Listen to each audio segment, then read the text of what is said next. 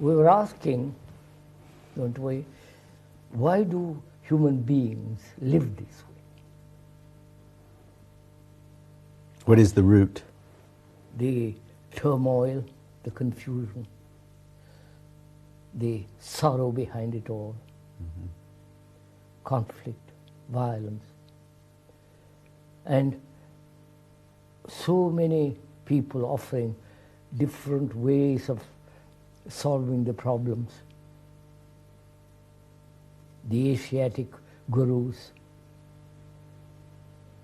and the priests all over the world, and the new books, everybody offering a new solution, a new method, a new way of solving the problems. And I'm sure this has been going on for a million years. Do this and you'll be all right. Do that and you'll be all right. But nothing seems to have succeeded to make man live in order, happily, intelligently, without any of this chaotic activities going on. Right? Why can't human beings, so-called educated, knowing all the scientific knowledge, biology, sociology, everything as now is open to every human being. Why do human beings live this way, in this appalling misery? Some of them are conscious, some of them are unconscious. Some of them say, well, this is all right, it's only for a few years and then I'll die, it's a jolly good business and doesn't matter. So why? What is the why?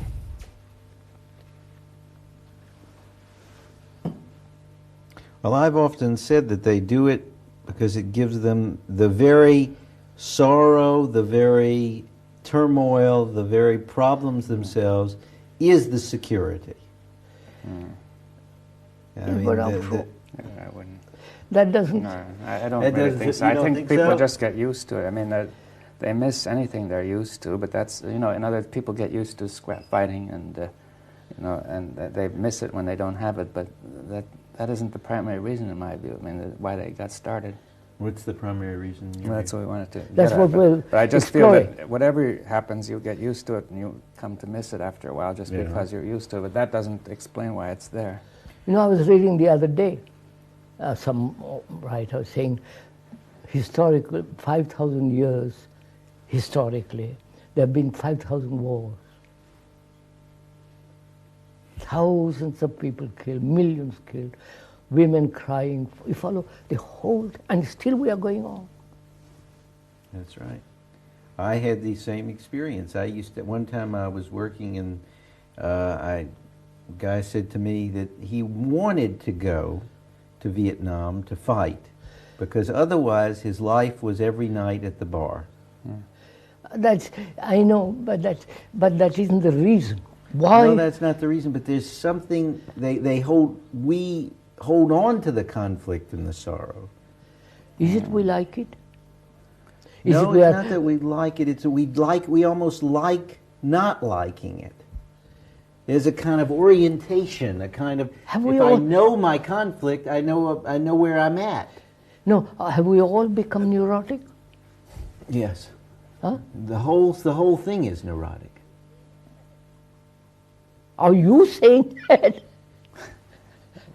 Yes. The whole society is neurotic. Which means entire humanity is neurotic? I think so. I mean, this is the argument we have all the time. Is the society sick? And then if you say the society's sick, what's your judgment? What's the value you're using for comparison? Which is yourself who are neurotic. Right. So when you are faced with that human beings live this way and have accepted it for millennia. There have been saviors, there have been gurus, there have been teachers, there have been you follow? And yet they go on this way. And you say, well, we're all half crazy, demented from top to bottom, corrupt. And I come along like us, come along, say, why? Why do we do it? Why? Why do we keep it up? Yeah. Why are we crazy? Right. I have it, my children. I say to my children, this is a sick society. Look, they spend 50 hours a week in front of the television box. That's their whole life. My children, they laugh at me. All their friends are doing it. You know, I'm moving beyond that. Yes. Why? Why? Without it, what? I know, no, not without it, what? Why That's first? what we run into. No, well, no, that's merely a secondary effect. Secondary, yeah. You see, I think that we get to depend on it, as we were saying this morning, to occupy us and so on, and Vietnam might seem some release from the boredom of the pub or whatever, but And also, that's secondary. And also, when I go to Vietnam or fight war, there is all responsibilities taken away from me. Somebody else is responsible, the generals. Right. In the old days, people used to think that war would be a glorious thing. You see, that when the war started in England, everybody was in a state of high elation. Exactly. They didn't know what was in store, you see. And they're all united. Mm-hmm. And, So, why? Why?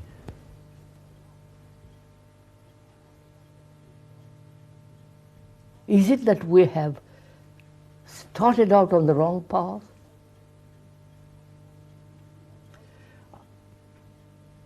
That's Or only is it, part of is it the species don't kill themselves, you know, the animal species, but we are the species that kill each other. Right. So looking at all this panorama of horror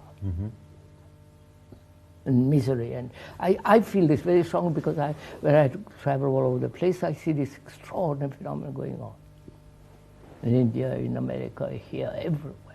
And I said, why do people live this way, accept these things, read history, and know, if only it is no longer concealed. They have become cynical. It's all there. That's right. They have become cynical. well, nobody believes anything can be done about it. I mean, that's one point. Now, that's it. That's it. Is it no? We feel that we cannot do anything about it. That's for sure. That's been an old story. People say human nature is that Can never way. be altered. Yeah. I mean, that's not new at all. It's not new. No, but that's certainly true.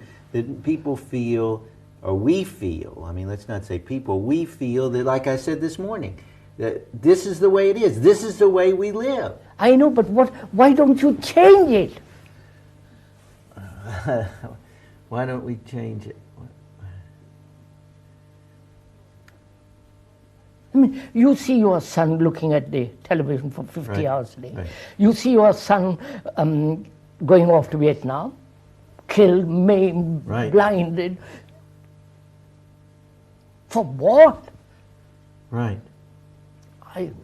Sorry.